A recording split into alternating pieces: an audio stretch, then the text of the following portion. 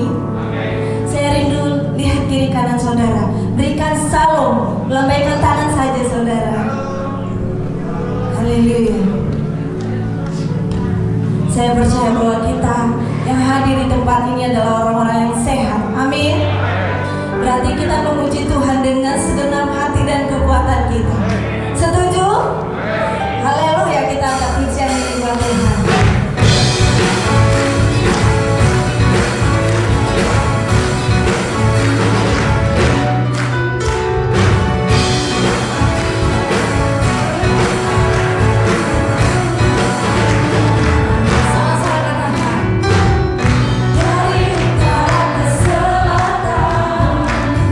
Terdengar hujan bagi Allah.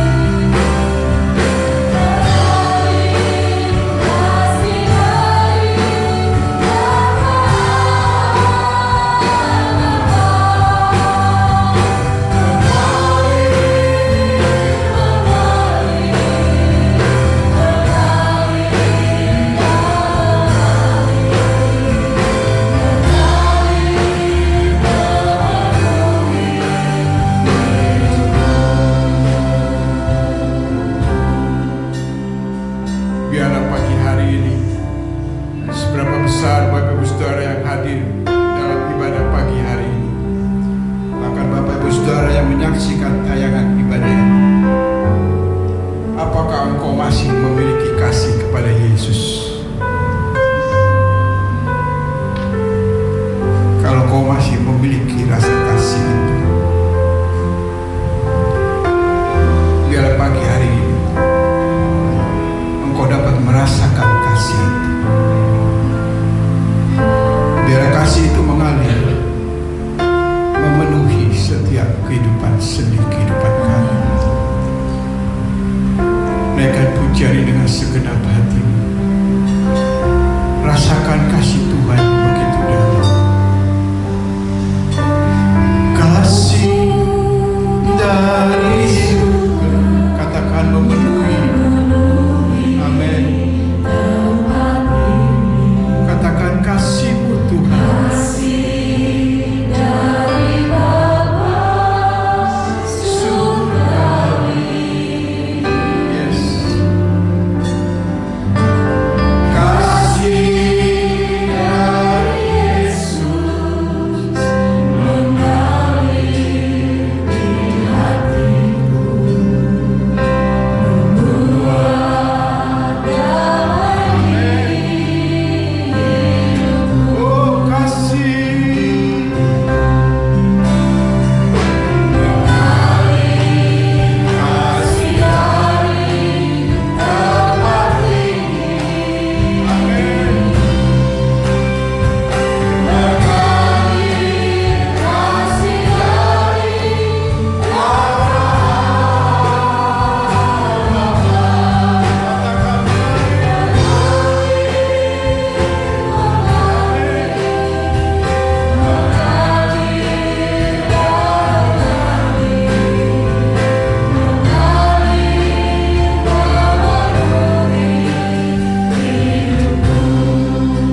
biarlah jemaat Tuhan sendiri katakan dengan pujian ini. Mengalir dari tempat tinggi. Biarlah engkau merasakan kasih Tuhan hari ini. Mengalir kasih dari tata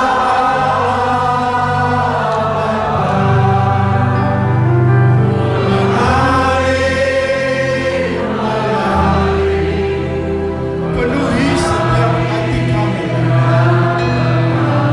Amin.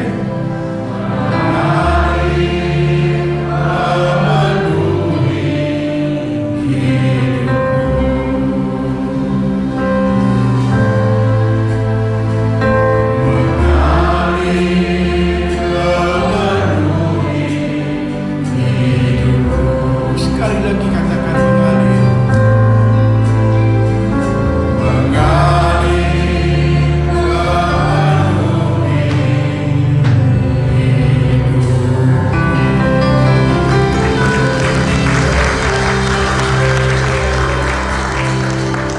Terima kasih Tuhan. Kami percaya kasih-Mu tidak akan pernah berakhir dalam hidup kami. Selalu mengalir yang baru dalam hidup kami. Supaya kami bisa merasakan bahwa Allah yang kami sembah di dalam nama Yesus Kristus, Allah yang penuh kasih dalam hidup setiap kami. Terima kasih Tuhan. Kami mengucap syukur untuk hari ini, untuk firman. Urapi setiap kami yang mendengar. Beri kami hikmat pengertian untuk firman, supaya firman ini tidak akan pernah kembali dengan sia-sia, tapi firman sanggup mengubah setiap kehidupan kami mulai hari ini untuk selama-lamanya. Dalam nama Yesus Kristus kami mengucap syukur atas-Mu. Mari Bapak Ibu Saudara sama-sama kita katakan amin. Haleluya. Siapa yang hafal tentang apa? Keinginan daging dalam Galatia pasal 5 ayat yang ke-20. Salah satu kata di situ ada menyebutkan tentang amal. Waduh, ini seram sekali. Ada yang datang ke ibadah pagi hari ini, sebelum berangkat marah-marah dulu. Halo. Kalau ada saudara mau bilang aja dalam hati saudara, saya Pak orangnya tadi mau ibadah saya marah-marah dulu. Ada? Halo, saya akan bahas apa itu marah menurut Alkitabiah. Karena tema ini jarang sekali orang akan membahas tentang amarah. Tapi Bapak Ibu harus paham benar apa itu amarah yang didasari oleh pemahaman Alkitab supaya kita menjadi orang Kristen. Kita tahu marah yang bagaimana menurut Alkitab, marah yang bagaimana yang dilarang oleh Alkitab. Amin. Supaya kita paham. Jangan kita bilang, lu jangan marah-marah dong. Lu jangan marah-marah yang maksud apa ini? Dasar Alkitabiahnya itu apa? Jangan saudara comot dalam Galatia pasal 5 ayat 20 ada kata marah, saudara memakai itu sebagai sesuatu yang mendeskripsikan seseorang dalam hal marah. Tapi hari ini kita belajar apa itu marah menurut Alkitab dan menurut pribadi saudara. Ya, juga menurut pribadi saya. Bisa ditambah sedikit Pak volumenya? Satu garis. Iya. Baik Bapak Ibu Saudara, saya ambil temanya mana? Nah, temanya sederhana sekali. Berhentilah marah. Berarti sebelum kata berhenti ada marah. Baru situ berkata berhentilah engkau marah. Kenapa saya harus berhenti? Ini yang kita mau bahas sama-sama ya Bapak Ibu Saudara. Saya ambil di dalam 1 Samuel pasal 18 ayat yang ke-6 sampai dengan ayat yang ke-11. Di situ kita akan banyak menemukan kenapa orang Kristen itu tidak boleh marah, karena dasar hukumnya sangat sederhana, yaitu kasih. Dalam 1 Korintus 13, dasar kekristenan kita adalah kasih. Sudah dapat semua? 1 Samuel pasal yang ke-18 ayat 6 sampai dengan ayat yang ke-11. Perikopnya berbicara Saul benci kepada Daud. Ada di sini Bapak Ibu yang benci dengan seseorang? Halo? Halo? Anak-anak muda yang di atas nih, adakah kau benci dengan orang tuamu? Halo? Aku benci Pak sama mama aku. Halo? Kadang-kadang capek Pak dengerinnya kalau orang tua udah ngomong. Betul nggak anak muda?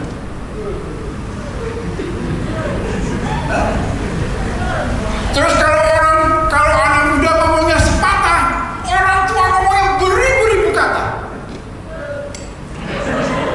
Nah ini Bapak Ibu saya juga, ini ungkapan hati.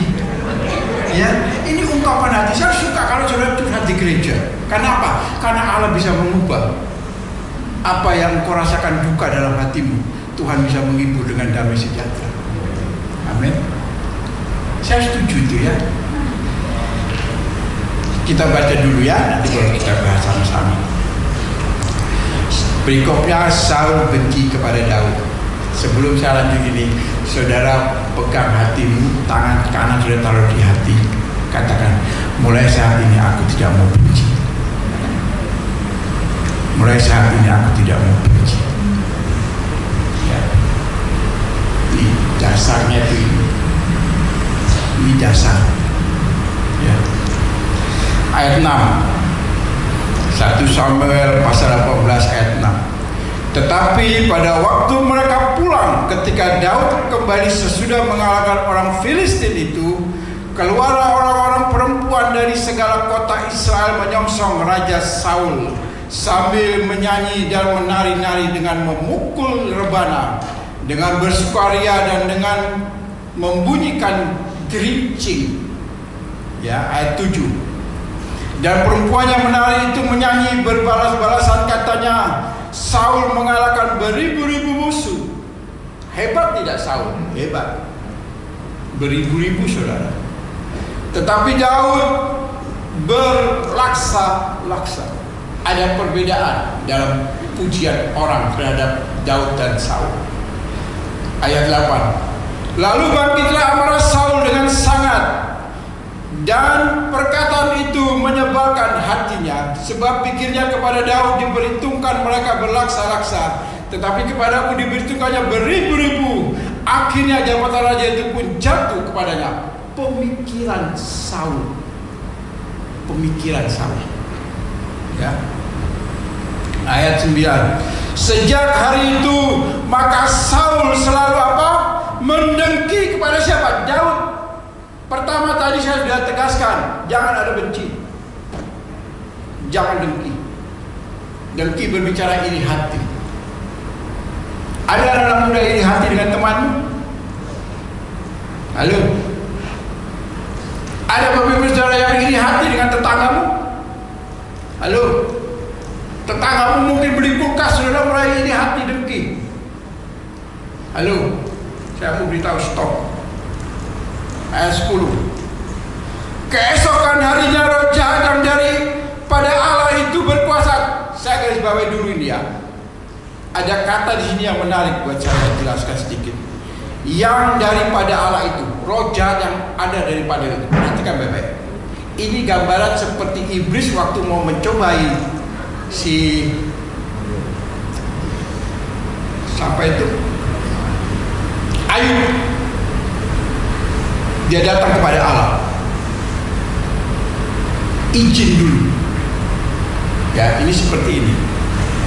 Yang dimasukkan itu, ya, bukan Allah yang memberikan berkat, no. Ya. Sehingga ia kerasukan di tengah-tengah rumah, sedang Daud main kecapi seperti sehari-hari. Adapun Saul ada tombak di tangannya. Ayat 11. Saul melemparkan tombak itu karena pikirnya, baiklah aku menancapkan Daud ke dinding. Tetapi Daud mengelaknya sampai 2 kali. Saudara perhatikan baik-baik. Ayat ini sangat sederhana. Ayat ini berbicara representasi hidup Bapak Ibu Saudara hari-hari. Apakah kau masih menyimpan marah dalam hidupmu hari-hari? Kenapa saya katakan begitu? Gambaran Raja Saul menjadi bukti untuk kita semua bahwa amarah dapat merusak hubunganmu dengan Allah. Catat baik-baik. Amarah bisa mengakibatkan merusak hubunganmu dengan Allah. Saya ambil contoh Kain dan Habel. Orang yang dekat dengan Tuhan. Tetapi waktu Kain mulai marah dengan adiknya, hubungan dia dengan Allah mulai terputus. Amin. Berapa banyak anak-anak Tuhan hari-hari ini hubunganmu dengan Tuhan mulai renggang. Koreksi dalam hidup saudara. Saya sampai ini sedang belajar untuk mengendalikan hidup saya, supaya saya tidak mudah menjadi marah. Siapa yang bisa mengoreksi hidup saya? Tentu Roh Kudus. Tidak bisa dielakkan. Yang kedua, orang terdekat saya. Yang ketiga, anak-anak saya.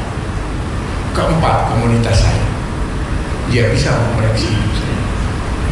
Kalau saya marah, istri saya menegur saya. Sekalipun hidup saya dipenuhi oleh Roh Kudus, apakah saya tidak bisa menyimpang dari hukum Tuhan? Bisa. Kalau itu saudara biarkan, hubungan dengan Tuhan pasti rusak. Saya mau beritahu untuk Bapak Ibu Saudara, kalau hari ini kau punya karakter seperti itu, buang jauh-jauh. Kau harus berusaha berhentilah marah. Kedua, amarah dapat merusak apa? Rencana Tuhan dalam hidup saudara. Saul orang yang direncanakan oleh Tuhan menjadi raja besar bagi bangsa Israel. Tetapi karena proses ini, roh Allah undur daripada Saul. Allah bisa berubah hidup rumah tangga menjadi berkat. Allah bisa berubah apa yang tidak mungkin menjadi mungkin karena kuasanya tak pernah terbatas. Tetapi apakah itu bisa terjadi dalam kehidupan Bapak Ibu Saudara? Kalau kau masih punya amarah dalam hidup, saya mau tanya Bapak Ibu Saudara, kalau ibu-ibu punya suami tukang marah, bagaimana rasanya? Halo? Saudara pasti sebel. Apalagi kalau suami saudara pelayan Tuhan. Itu menjadi satu senjata pamungkas dan berkata, percuma lu melayani Tuhan lu kalau lu masih marah-marah. Anak muda ada yang tukang marah di sini. Halo, halo, anak muda, pelayan-pelayan Tuhan, anak-anak youth, masih ada yang tukang marah. Halo, halo, saya mau beritahu hari ini berhenti. Stop. Dia bisa menggagalkan segala rencana dalam hidup saudara. Saudara tidak akan nyaman. Saya ambil contoh sederhana dulu zaman saya. Saya kalau marah saya tidak bisa datang ke ibadah. Itu saya. Tetapi saya merenungkan baik-baik itu firman Tuhan. Ternyata Tuhan menegur saya, itu tidak baik di hadapan. Saya harus berhenti. Sampai saat ini saya terus belajar untuk berhenti marah. Ingat baik-baik, kalau saudara waktu marah siapa yang bisa mengoreksi itu? Pertama, Roh Kudus. Itu sudah pasti. Yang kedua, orang terdekat. Ketiga, anak-anak. Keempat, komunitas. Dia bisa menegur saudara. Kalau dia menegur saudara, jangan marah. Karena Tuhan punya rencana memberi berkat dalam hidup Bapak Ibu Saudara. Saya kasih gambaran sederhana ya, Bapak Ibu Saudara nangkep ya. Gambaran sederhana. Di sebelah rumah saudara ada tahlilan, ada ucapan syukur, ada pesta besar. Tetangga bagi-bagi makanan. Giliran dia datang ke rumah saudara, dia belum mengetok pintu. Dia mendengar dari dalam ada suara yang keras berteriak marah. Bahkan banting-banting piring, gelas. Ada di sini yang banting-banting piring dan gelas? Halo? Saya mau tanya, berkat yang dia bawa sampai nggak kepada saudara? Itu Tuhan. Ingat baik-baik. Manusia bisa menilai, apalagi Tuhan. Kendalikan emosimu. Saya belajar sampai saat ini terus. Sekalipun saya bisa menguasai hidup saya, sekalipun Roh Kudus ada memimpin hidup saya, tapi keinginan daging itu kadang-kala bisa mengalahkan keinginan roh. Dan saya belajar terus. Orang-orang terdekat saya bisa mengoreksi hidup saya. Ya Bapak Ibu Saudara, hati-hati saudara. Kenapa saya katakan demikian? Karena Allah memberkati Bapak Ibu Saudara dengan satu kata, damai sejahtera bagimu. Orang yang ada damai sejahtera dia tidak akan pernah mau marah. Karena dia mengendalikan. Kenapa? Damai sejahtera dia berikan bagimu. Kalau kau sudah terima itu, tidak mungkin engkau menjadi orang yang gampang marah. Engkau bisa mengendalikan semuanya. Yohanes 14 ayat 27. Bahkan Yesus waktu bangkit malam hari dia berjumpa dengan murid-muridnya. Di dalam Yohanes pasal 20 dia berjumpa dengan murid-muridnya. Mereka ketakutan, dia berikan. Dia katakan apa? Ku berikan damai sejahtera bagimu. Artinya apa? Tenang. Ada damai sejahtera dalam hidupmu. Kekristenan kalau engkau tidak punya damai sejahtera, saya mau beritahu engkau sedang mengalami kegagalan rohani. Kemunduran rohani sedang terjadi dalam kehidupan anak-anak Tuhan. Kalau hari ini kau tidak punya damai sejahtera. Kenapa? Keinginan daging itu kuat mengendalikan hidupmu. Yes, saya setuju apa yang dikatakan firman Tuhan. Waktu Yesus di dalam Taman Getsemani, daging itu memang lemah, roh itu penurut. Tapi bukan berarti itu menguasai seluruh aspek hidupmu. Ada Roh Kudus yang akan mengendalikan hidupmu. Bagaimana dia bisa mengendalikan hidupmu kalau kau tidak punya keintiman dengan Tuhan? Amin. Bahaya saudara. Hubungan kita yang ketiga dengan sesama pasti rusak. Saudara datang dalam satu komunitas, Contoh saya nih tukang marah. Saya datang dalam satu kersel karena saya punya karakter pemarah. Begitu saya masuk dalam satu kersel, semua orang kersel berkata, wah ntar marah lagi nih kalau Pak Firman, ntar marah lagi nih sama gua, ntar marah. Merusak semua. Jangan engkau merusak susu sebelah dengan setitik nila. Apa itu nila? Amarah. Jangan engkau rusak anak-anak muda. Amin. Ini bahaya saudara. Saul ini seorang raja besar yang ditentukan oleh Allah, diurapi bro, luar biasa.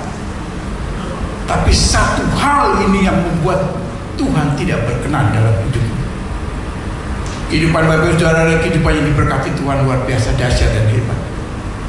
Tetapi jangan kau rusak dengan satu hal, yaitu amarah. Apakah aku boleh marah? Boleh. Matius 21:12. Bagaimana Yesus berbicara di depan bait Allah.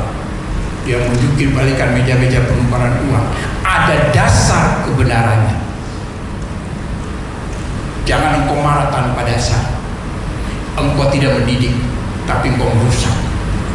Yesus marah karena dia mendidik, supaya rumahku disebut rumah doa. Jangan ada dipakai sebagai sarang penyambung, penukaran uang. Dia tidak suka. Dia marah karena sifatnya mendidik. Kalau hari ini kok begitu, saya percaya anak-anak Tuhan menjadi anak Tuhan yang luar biasa.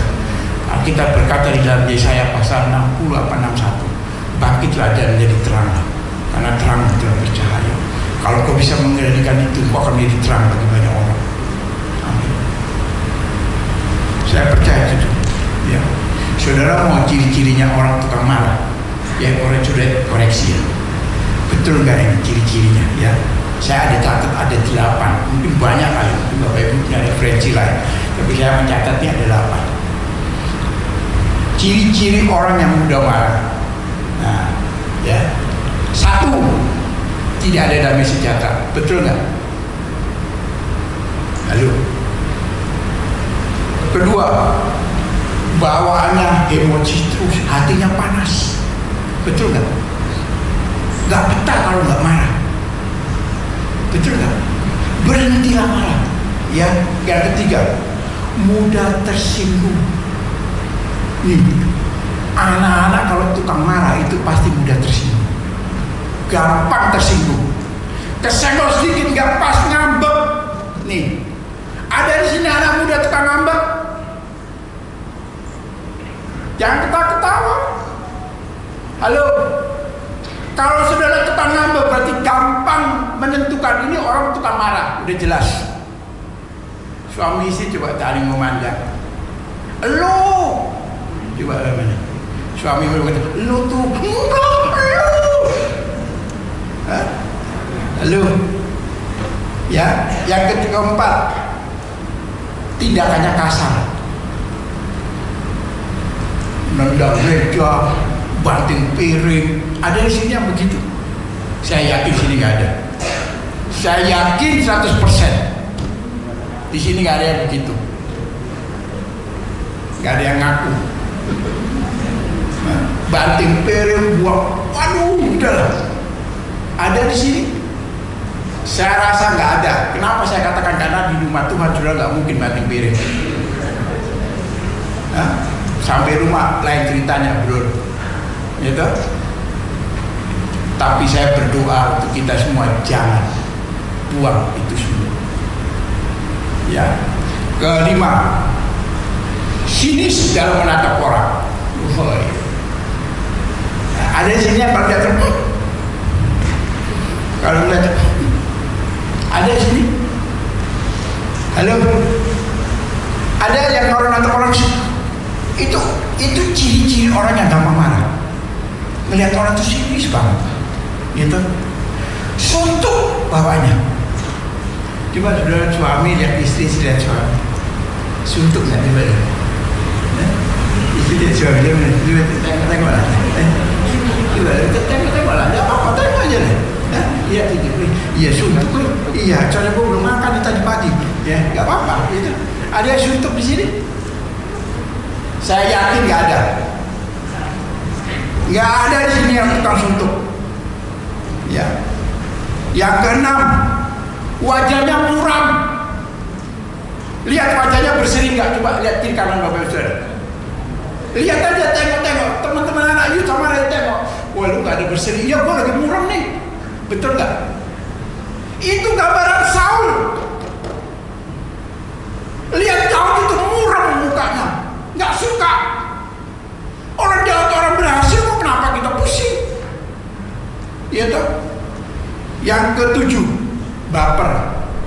You know baper? Hah? You know baper? You know baper? Baper tuh bawa perasaan. Dikit-dikit perasaannya, dikit-dikit. Terus nyakitin gue. Baper. Hah? Ada anak you tukang baper? Atau ibu-ibu di sini tukang baper? Halo? Ada? Saya yakin semua di sini nggak ada. Dari nomor 1 sampai 8 nggak ada. Yang ke-8, kalau ngomong ngegas, kalau anak gaul itu bilang ngegas. Jangan ngegas dong lu. Betul nggak? Ini ngegas. Saya tuh kalau suka ngomong sama anak saya agak lepas sedikit. Wih, papa kok ngegas? Saya tuh, apaan tuh ngegas ya? Baru saya sadar. Oh, jadi jangan marah-marah dong. Istilahnya seperti itu. Jadi kalau bapak ibu ngomong istri sama suami jangan ngegas. Sayang, masihkah ada dalam hatimu? Jangan ngegas lembut. Hai. Enak gak kalau ngomong? Suami pulang, istri sambut. Hai. Mulai besok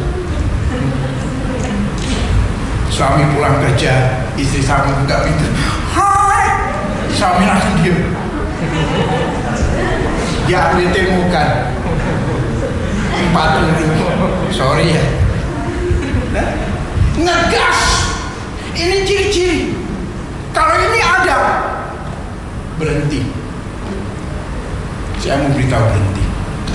Karena Alkitab berkata, Allah melihat hati. Orang tukang gas, bukan Pak Rudi. Sorry Pak Rudi juga jual gas. Bukan orang tukang gas yang keliling bukannya soal. Mohon maaf Pak Rudi, mohon maaf. Yang pengusaha gas, mohon maaf. Sekali lagi ya, ini bukan itu maksudku. Ngomongnya bro, ya.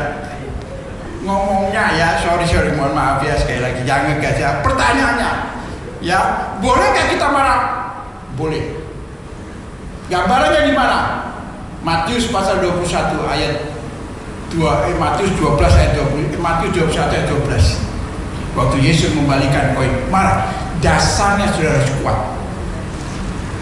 Contoh, ibu atau bapak marah kepada anaknya. Ini contoh. Anaknya berkata, "Ma, Pa, aku mau keluar dong malam minggu." Oh ya silakan. Kalau pengen ya puji Tuhan. Dia pergi, tiba-tiba dia pulang jam 11 malam. Orang tuanya ngegas.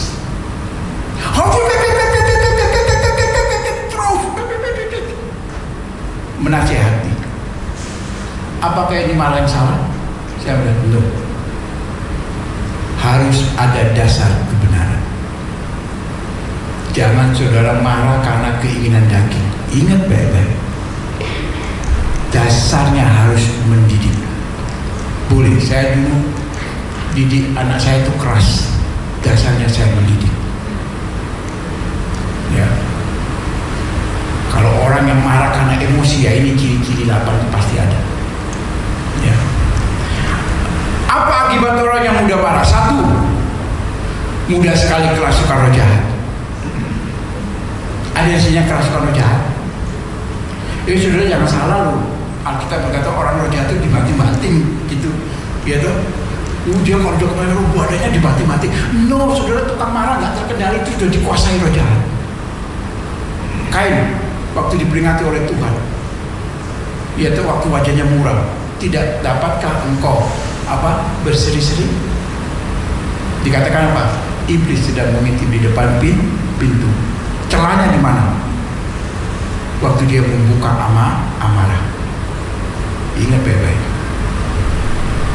Buang itu jauh-jauh. Ya. Ayat berapa itu? 10. Keesokan harinya roh jahat yang daripada Allah itu berkuasa atas Saul, sehingga kasih hilang. Saya berdoa anak Tuhan GBI Kunir, buang itu, biarkan roh Allah yang memimpin hidup saudara. Ya, yang kedua, apa akibat orang yang mudah marah? Tidak disukai oleh komunitas, keluarga tidak suka. Apalagi kalau sudah pulang, anak-anakmu tahu kamu tukang marah, orang tua tukang marah. Begitu pulang, ya lebih baik jangan pulang deh.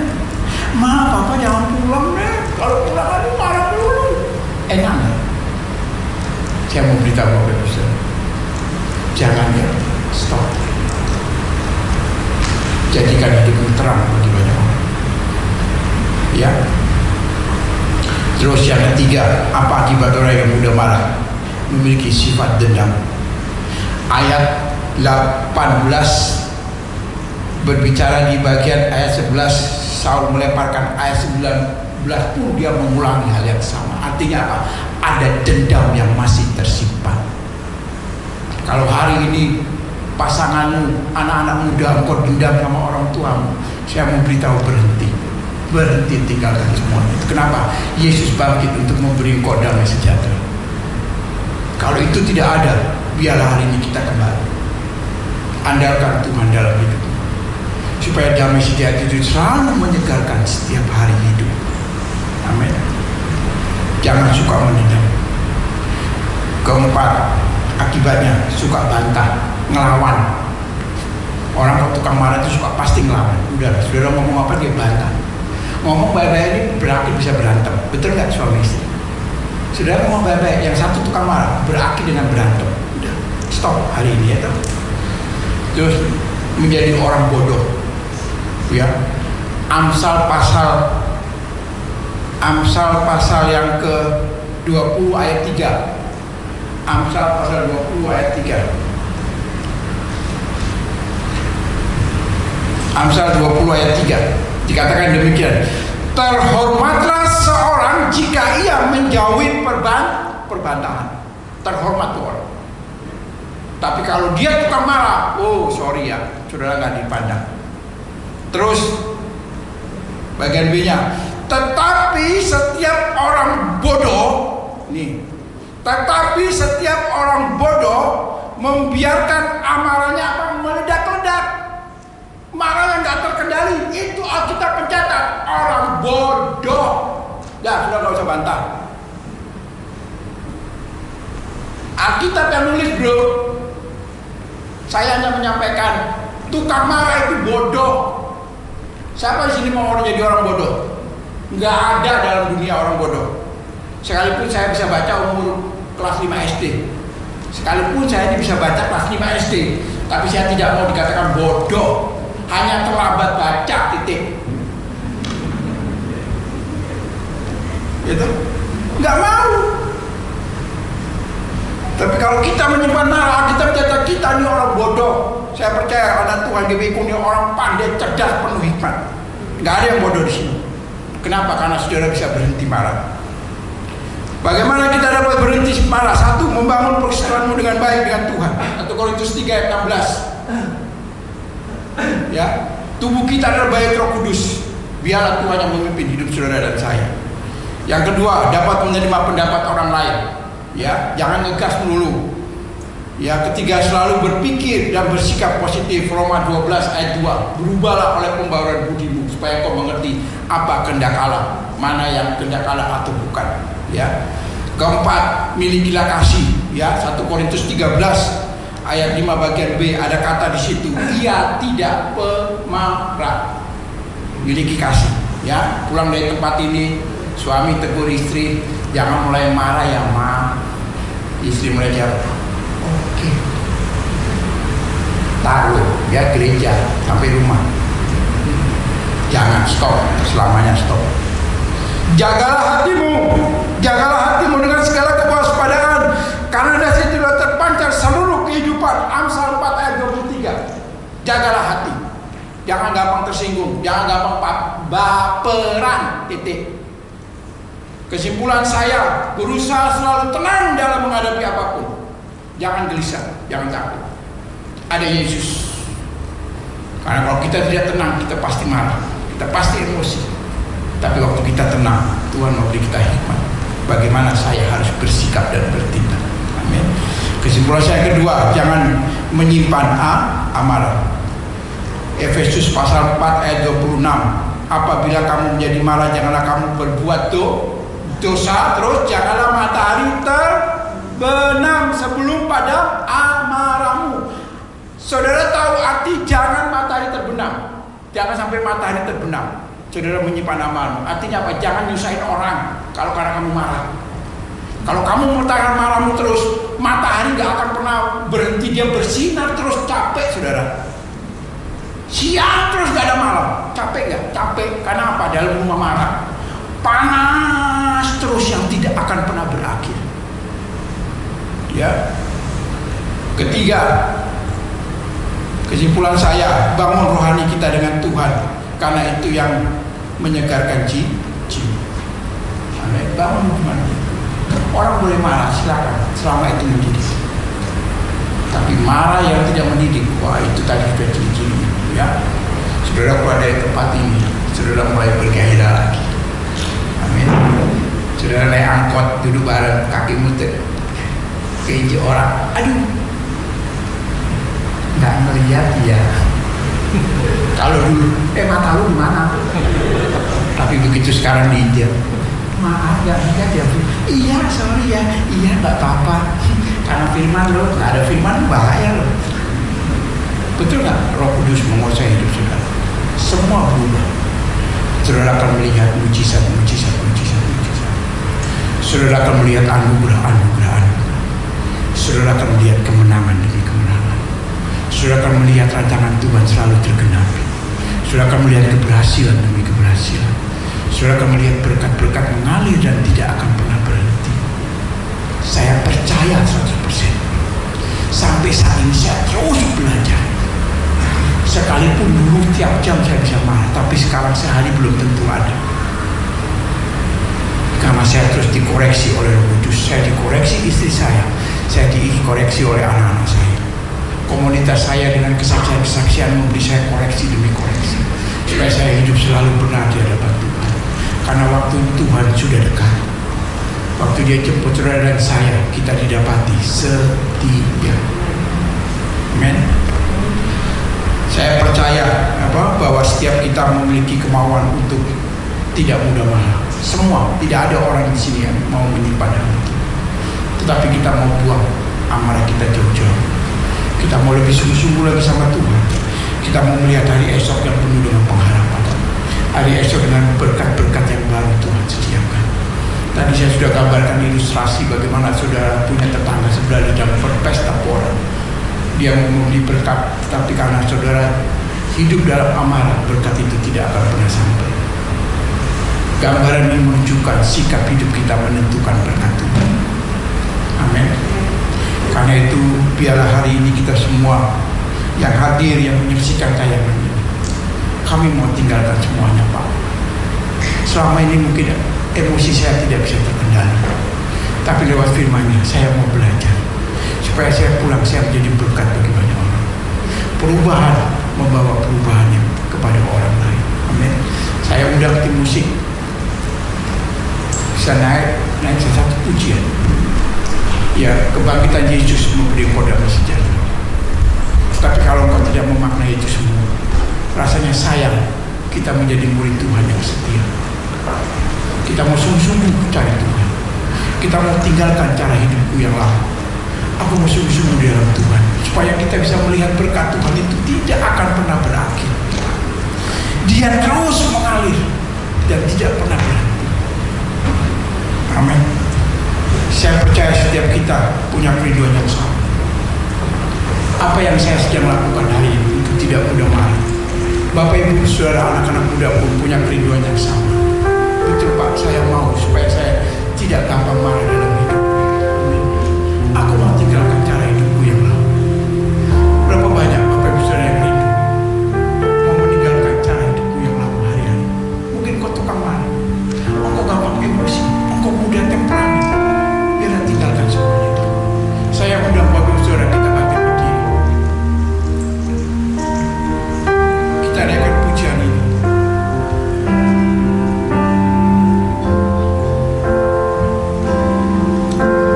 Oh, terima kasih Tuhan. Dan tinggalkan cara hidupku yang lama. Katakan semua itu sia-sia. Semuanya sia-sia dan tak berarti lagi. Hidup ini ku letakkan, Amin. pada besamu ya Tuhan. Jadilah padaku seperti yang Kau ingin.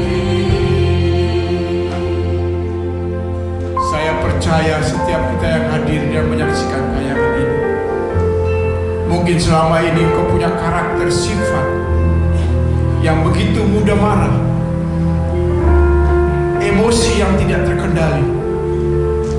Biarlah pagi hari ini kau mau tinggalkan semua.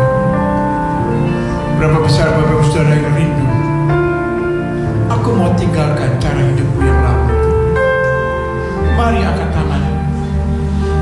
Hari ini kita sepakat minta Tuhan perbarui seluruh hidup, karakterku, sifatku, perilaku, supaya aku menjadi serupa dan segambar dengan Kristus. Kuasa-Mu yang mengubah seluruhnya, yang menurut pribadiku mana mungkin aku bisa merubah cara hidupku yang lama. Ingat, bagi Tuhan tidak ada yang mustahil. Kuasa-Nya sanggup mengubah semuanya. Kalau hari ini kau bawa itu kepada Tuhan, maka Tuhan akan bertindak. Dia akan memberi kau damai sejahtera dalam hidup.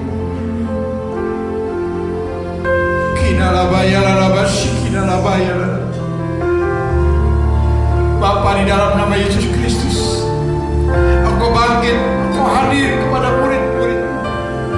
Engkau berkata, terimalah damai sejahtera dariku.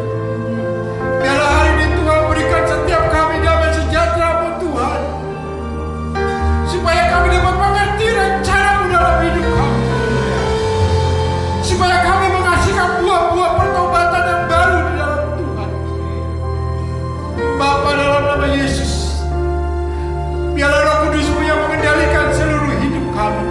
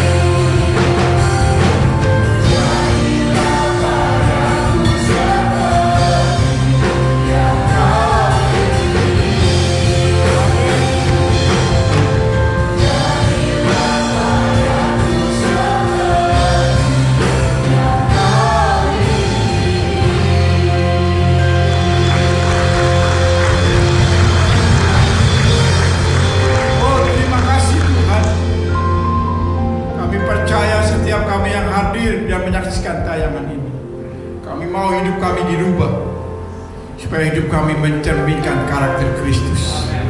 Hidup kami mencerminkan kasih Tuhan. Hidup kami mencerminkan buah roh dalam hidup kami.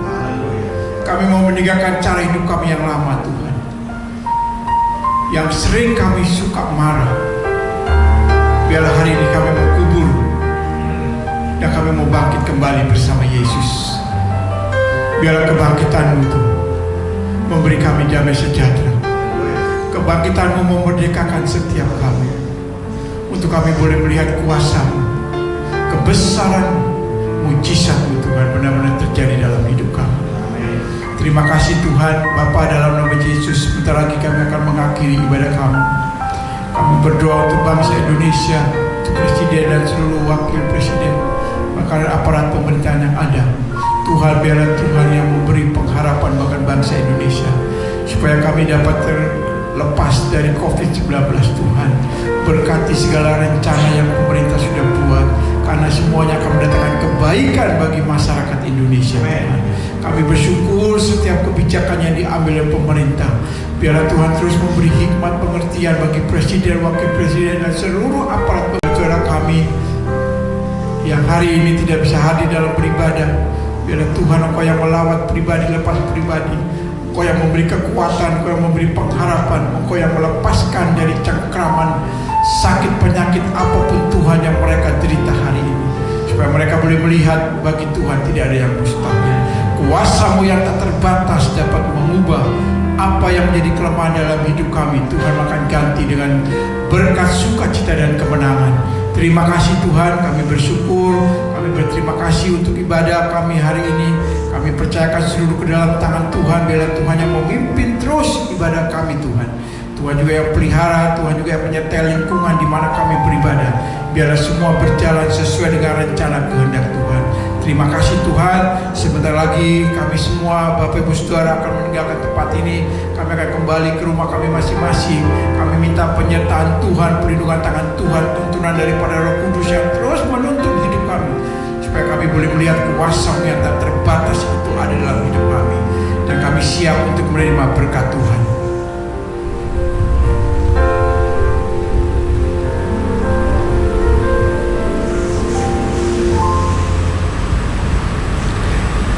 Mari jemaat yang dikasihi Tuhan, pulanglah dengan membawa berkat damai sejahtera, sukacita daripada Allah Bapa yang Maha Kuasa, kasih yang melimpah di dalam Yesus Kristus, Anaknya yang tunggal, berserta dengan pertolongan daripada kuasa Roh Kudus yang akan menuntun setiap langkah saudara, mulai siang hari ini sampai Maranatha, bahkan sampai selama-lamanya. Mari jemaat yang sudah diberkati katakan amin.